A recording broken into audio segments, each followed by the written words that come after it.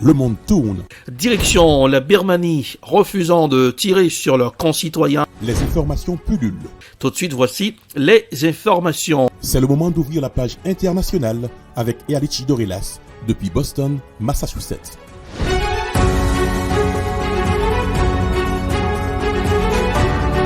Mesdames, Messieurs, bonsoir. Ravi de vous retrouver ce lundi. Première sortie de la page internationale au grand journal du 14h depuis la newsroom à la capitale des grandes universités du monde, Boston, Massachusetts, Erlich Dorelas. Pour présenter cette page, Jacques Mel, la Dream Team, Joannel François et Smith Jean-Julien. Robans assure les manœuvres techniques.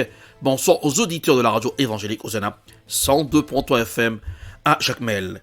À Boutcha, les cadavres jonchent les rues.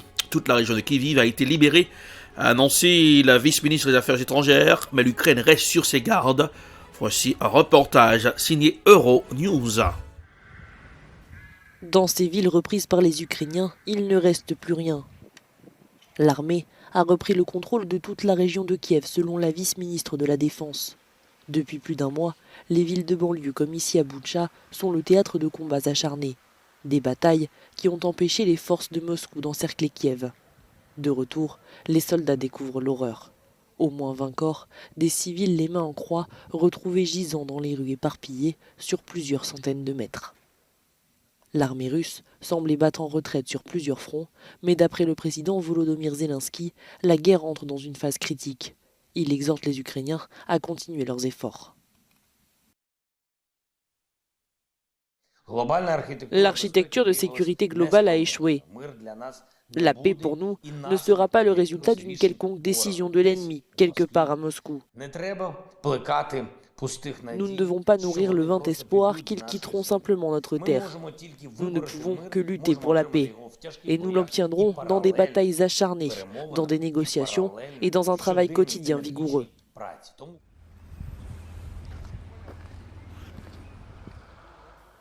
Au moins 13 véhicules blindés russes autour du village de Dmitrivka, à 5 km au sud-ouest de la banlieue de Kiev, ont été détruits et abandonnés. Mais les combats continuent. Une série d'explosions a ravagé la ville d'Enerodar, près de la centrale nucléaire de Zaporizhia. L'agence nucléaire ukrainienne a rapporté les attaques ce samedi sur sa chaîne Telegram. La centrale, qui génère plus d'un cinquième de l'électricité ukrainienne, est l'une des plus grandes installations nucléaires d'Europe. La ville serait sous contrôle russe depuis le 4 mars. Si l'armée ukrainienne progresse, la Russie reçoit du soutien, notamment des Tchétchènes. Sur cette vidéo, publiée par le dirigeant Ramzan Kadyrov, de nombreux combattants volontaires se dirigent vers l'Ukraine. Berlin et Paris ont rejeté la décision de la Russie de demander aux pays inamicaux de payer le gaz en roubles. L'Europe dépend de la Russie pour environ un tiers de ses importations de gaz. En réaction, l'Allemagne a affirmé qu'elle s'efforçait de réduire sa dépendance à l'égard des énergies russes. Voici un reportage signé CGTN News. L'Allemagne est la plus grande économie d'Europe en raison de son industrie lourde. Ce secteur est cependant alimenté par le pétrole et le gaz russe, dont le prix a plus que quintuplé. Aujourd'hui, face à la menace de la Russie de couper tous les approvisionnements vers l'Allemagne, les dirigeants industriels ne cachent pas leur inquiétude. KLM Fiber est l'un des plus grands producteurs mondiaux de fibres de viscose. Alors que ses ventes annuelles atteignent approximativement 200 millions de dollars, cette année, l'entreprise s'attend à ce que sa seule facture de gaz absorbe plus de la moitié de cette somme. L'impact pour nous serait énorme. Nous sommes indépendants de l'énergie. Nous n'utilisons aucune électricité du réseau. Notre processus est orienté vers la vapeur et l'électricité qui sont nécessaires ici à l'usine et nous sommes donc très efficaces, mais tout est basé sur le gaz naturel. L'année dernière, le gaz russe représentait 55% des importations de l'Allemagne, alors qu'un tiers du volume du gaz global consommé en Europe provient de Russie, ce qui en fait une monnaie d'échange puissante pour le président Vladimir Poutine en représailles aux sanctions occidentales. Pourtant, Berlin, ainsi que de nombreux autres pays occidentaux, a répété son refus de payer en roubles. Berlin annonce mettre en place des alternatives. Il y a un consensus croissant qui dit que nous devons accélérer le développement des énergies renouvelables. C'est la seule solution à moyen et à long terme. À court terme, il y aura des pénuries de gaz que nous ne pouvons pas substituer immédiatement par des énergies renouvelables et il y a donc aussi des tentatives de diversification pour obtenir du gaz naturel liquéfié supplémentaire du Qatar en provenance d'Algérie depuis les États-Unis. Pourtant, ce n'est qu'au milieu de 2024 que l'Allemagne pourrait obtenir une indépendance totale vis-à-vis des approvisionnements russes, selon le ministre de l'économie et du climat Robert Habeck. Ainsi, l'Allemagne a activé la première étape de son plan d'approvisionnement d'urgence en gaz, créant un groupe de travail pour surveiller et se préparer à l'éventualité d'une grave pénurie de gaz, alors que les consommateurs ont été invités à réduire leur consommation. L'industrie lourde allemande subirait le coup le plus sévère en cas d'arrêt de l'approvisionnement en gaz russe dans le pays. Un tel scénario mettrait en danger un certain nombre d'emplois, mais selon la loi, les ménages et les infrastructures critiques telles que les hôpitaux seraient protégés, ce qui signifie que les respirateurs, le chauffage et l'éclairage resteraient en fonction. Selon les analystes, en cas de coupure, les 50% d'énergie restantes provenant d'autres sources et les 25% qu'elle a en réserve seraient dirigés vers ses clients prioritaires. Cela signifie que les plans actuels du pays visant à éliminer progressivement l'énergie nucléaire et le charbon d'ici à la fin de la décennie ne devraient pas être affectés. Le nucléaire est censé se terminer à la fin de cette année et les exploitants de ces centrales ont élaboré leur plan en conséquence. Pour continuer à faire fonctionner les centrales nucléaires, il faudrait des investissements très importants. Pour le charbon, c'est en quelque sorte un délai d'1 à 2 ans pour lequel nous sommes vraiment confrontés à une crise potentielle. Cela pourrait signifier que les centrales électriques individuelles au charbon seront davantage utilisées au cours de ces 2 années, mais cela ne veut pas dire que le calendrier pour 2030 est modifié. Alors qu'en Allemagne, ces déclarations en rassurent beaucoup. D'autres, nombreux également, restent très inquiets. Sans gaz, on devra fermer, c'est évident. Direction le Rwanda, la cour d'appel du Rwanda se prononcera sur la peine de 25 ans de prison prononcée à l'encontre de Paul Rusesabagina, accusé de terrorisme. Voici un reportage signé Africa News.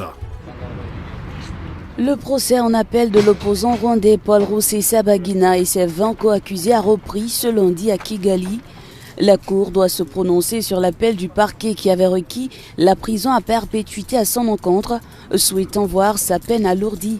La chaise du principal accusé Paul Rusesabagina, qui continue de boycotter ce procès, était vide. Sa famille avait récemment annoncé qu'il ne comparaîtra pas et ne participera pas à la mise en scène de l'appel d'un prisonnier politique. Paul Rusesabagina a été condamné en septembre à 25 ans de prison pour avoir soutenu le Front de Libération Nationale, un groupe armé accusé d'avoir mené des attaques meurtrières au Rwanda en 2018 et 2019. Les peines de ces 20 co-accusés doivent être réexaminées par la Cour d'appel de Kigali. Dossier spécial sur le Covid en Chine. La Chine, qui fut appelée l'atelier du monde, est aujourd'hui en prise au Covid-19. Le pays est frappé de plein fouet par le variant Omicron et tente par tous les moyens d'endiguer cette épidémie, quitte à confiner les populations des villes les plus touchées. Comme en 2020, l'économie chinoise est grippée et les pénuries que cela entraîne auront des conséquences en Europe. Voici un dossier spécial signé l'A5 à l'émission C'est dans l'air. 26 millions de Chinois confinés. La mégalopole de Shanghai est touchée par une reprise de l'épidémie. La stratégie chinoise du zéro Covid ne fonctionne plus face au variant Omicron. Et dans la ville, certains commerçants accusent le coup. De nombreux marchés de gros sont fermés. Des grossistes nous vendaient des légumes le long des rues. Ces vendeurs hésitent maintenant à acheter des légumes. Si nous ne pouvons pas en obtenir auprès des grossistes ou si le marché est fermé, c'est terminé pour nous. Avant Shanghai, la ville de Shenzhen et d'autres provinces ont aussi été mises sous cloche. Des régions industrielles spécialisées dans les nouvelles technologies. La fabrication des iPhones a été perturbée avec l'arrêt des usines de Foxconn. Même chose pour les lignes de production de Volkswagen. Malgré ces problèmes, les autorités chinoises tentent de rassurer. Nous avons accumulé de l'expérience et la série de mesures que nous avons prises peut effectivement bloquer la propagation du virus. Et donc bien sûr, il y aura un impact sur l'économie parce qu'il y a encore des incertitudes sur l'épidémie. Les conséquences sur l'économie doivent être surveillées. Mais de manière générale, l'économie chinoise se caractérise par une forte résilience. Et pourtant, la réalité est plus nuancée. La Chine prévoit une croissance de 5,5% cette année, la prévision la plus faible depuis 1991. Habituée à une augmentation du PIB souvent à 2 chiffres, la Chine doit composer avec le Covid-19 donc, mais aussi avec l'invasion russe de l'Ukraine et ses conséquences. Nous sommes également très conscients des problèmes et des défis qui nous attendent. Notre environnement extérieur est de plus en plus difficile et incertain. Dans la poursuite de son développement économique, la Chine est soumise à la baisse de la demande et à la perturbation des chaînes d'approvisionnement. Quand la Chine va mal, l'économie mondiale se grippe. Avec les fermetures temporaires d'usines, les exportations prennent du retard, comme celle à destination de l'Europe. Difficile de se projeter et d'anticiper, la Commission européenne doit refaire ses calculs tous les 15 jours. Ça veut donc dire qu'évidemment, on va avoir un arrêt des chaînes de valeur et automatiquement, si ça dure, ça aura des répercussions. Et c'est un combat qui est multifront, je ne le cache pas, il est difficile et donc il faut être extrêmement attentif. Ça veut donc dire, par parenthèse, qu'il va falloir continuer à être assez accommodant en matière de politique, et notamment de politique monétaire, parce que évidemment, il va falloir accompagner des secteurs qui vont être des secteurs atteints. Parmi les secteurs touchés par les pénuries de composants venus d'Asie, l'automobile. En France, l'usine Renault de Meurthe-et-Moselle est même arrêtée pour 2 semaines. Le problème des composants électroniques nous inquiète un peu parce que bon, on n'en voit pas la fin. La visibilité qu'on nous a donnée, c'est que ça irait en décroissant sur 2022 et peut-être premier semestre 2023. Mais bon, avec ça, plus l'ajout de la crise due à la guerre en Ukraine, les choses se complexifient beaucoup. Inquiétude pour les 2700 salariés. Ils sont au chômage technique alors que Renault annonce un carnet de commandes plein pour son usine. Zoom sur la presse. Que dit la presse sur cette guerre en Ukraine? L'Africain Trade Olympique, une réflexion sur Unique 24. Guerre en Ukraine, est-il temps pour l'Union européenne de s'émanciper de la tutelle des États-Unis, tout comme les pays d'Afrique francophone qui tentent de s'émanciper de la France? Voici un extrait de la réflexion de M. Olympique sur Unique 24.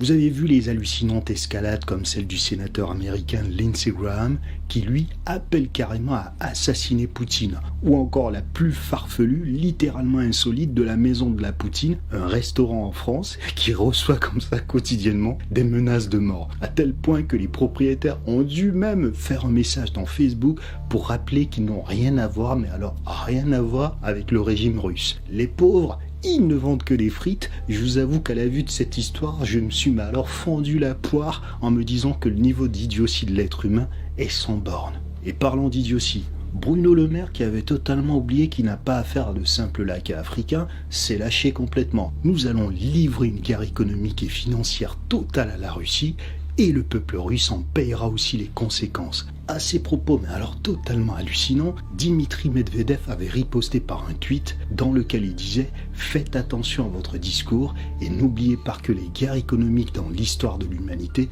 se sont transformées en guerres réelles. » On arrive donc sur les sanctions contre la Russie qui vont des plus ridicules en passant par les plus anticapitalistes aux plus dangereuses. Par exemple, ça devrait nous choquer que les avoirs des milliardaires russes soient gelés alors qu'ils ne décident pas des choix politiques de leur pays. Ces attitudes belliqueuses vont, de mon point de vue, fortement pousser les milliardaires russes à s'affranchir définitivement de l'occidentalisme. Alors moi je vous pose la question, est-ce que les investisseurs qataris, la France va geler leurs avoirs? Idem pour les Saoudiens, les Chinois, les Jordaniens, etc. Vous vous souvenez peut-être des Pandora ou des Panama Papers? Je rappelle que des milliardaires français qui fraudent le fisc y sont cités, mais ils ne subissent aucun gel de leur avoir. Le roi Abdallah II, par exemple, de Jordanie, a été cité, mais il est reçu en grande pompe par Emmanuel Macron. Ici, par exemple, c'est en 2020. Il n'a aucun compte gelé. Tony Blair, par exemple, qui lui était l'ancien Premier ministre britannique, n'a lui eu aucun gel de ses avoirs. À l'époque même où les Pandora Papers sont sortis, des proches de Poutine avaient été épinglés dans cette enquête. Ils n'ont jamais été inquiétés à ce moment-là par les institutions occidentales qui s'improvisent aujourd'hui comme des détenteurs de la morale ultime. Idem pour l'actuel président ukrainien Volodymyr Zelensky, qui lui-même avait été épinglé dans cette affaire avec des sociétés écrans aux îles Vierges britanniques. Est-ce qu'on a gelé ses comptes? Absolument pas. On gèle donc des avoirs des milliardaires russes qui ont surtout commis un seul crime, être russe ou être proche de Vladimir Poutine. Et ça arrive maintenant, pas avant, parce que ça ne fait pas du tout les affaires de ceux qui considèrent que la diplomatie, ça allait dans leur sens. Alors comme je suis un troll, je poserais bien aussi cette question, est-ce qu'on pourrait faire la même chose, voire même saisir les avoirs de Bolloré, qui lui a même été pris la main dans le sac dans une affaire de corruption colossale en Afrique avec l'acquisition de terminaux portuaires? Est-ce qu'on pourrait vraiment le faire? Je me pose donc la question de savoir si cette situation ukrainienne va pousser les Occidentaux à se remettre en question et comprendre que la mondialisation fait que nous sommes interdépendants et qu'en continuant en fait à avoir des attitudes arrogantes et de cette sempiternelle mentalité de prédation qui agace de plus en plus les nations qui ne demandent rien d'autre que le respect de leur souveraineté, ils intensifieront leur propre chute. J'en doute fortement, car l'Europe est littéralement une marionnette entre les mains des USA. Toutes les manœuvres qui ont été faites en Ukraine ont été alimentées par l'OTAN. Donc, une fois que la Russie aura gagné la guerre contre l'Ukraine, car c'est évident, Poutine apparaîtra littéralement comme le véritable opposant. Et voilà, c'était une partie de la réflexion d'Olympé sur Onic 24. C'est le terme sur la page internationale au Grand Journal du 14h pour aujourd'hui. La production est signée Ed Prod, la réalisation Télébeltor pour le compte de la radio évangélique Hosanna 102.3 FM à Jacmel. Pour présenter cette page, Ehrlich Dorelas depuis Boston, la capitale des grandes universités du monde. Vous pouvez suivre la version vidéo de cette page internationale sur YouTube, Ehrlich Dorelas. Allez sur YouTube pour voir, pour regarder la page internationale en vidéo sur YouTube. Et suivez-moi sur Facebook, Instagram, Twitter et TikTok. Température sur Boston pour aujourd'hui, 56 degrés Fahrenheit à Boston, 13 degrés Celsius. Jacmel, 83 degrés Fahrenheit, 28 degrés Celsius. Bonsoir Renel, bonsoir Rubens, bonsoir Smith Jean-Julien, bonsoir aux auditeurs de la radio évangélique Hosanna 102.3 FM à Jacmel. Passez un excellent lundi en compagnie de la radio et bonne semaine. N'oubliez pas de garder le sourire, car le sourire ça rajeunit le visage. Bonsoir, à demain. C'était la page internationale avec Ehrlich Dorelas.